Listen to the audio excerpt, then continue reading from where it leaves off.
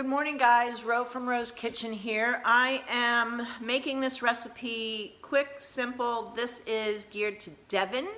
Devin, you needed to have a little guidance on making your cashew cream, so I want to show you what I do in the morning. So you saw the waffle potatoes with spinach and the cashew cream.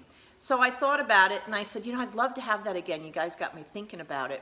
So I said, well, let me show Devin how I do the cashew cream. And I'm going to show you what I did with the potatoes just for a shortcut because I got to get up to work. So here we go. So here's my cashew cream, Devin.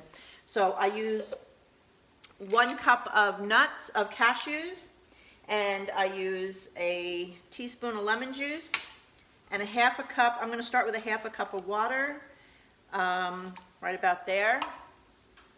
Okay. And Devin, and a little bit of salt, and that's it. So Devin will whip this up, and I'll show you. And that's all I use for this particular cream.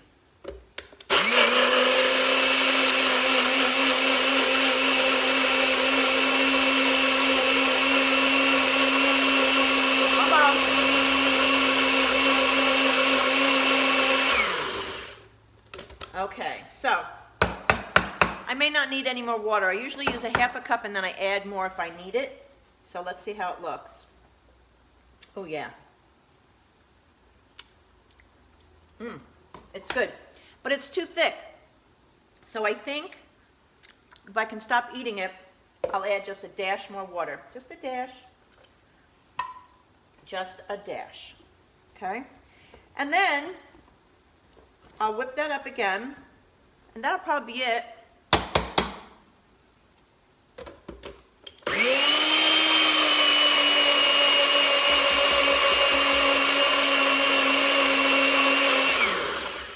And that's it, Devin. All done. I'm just trying to get it to fall off the blade.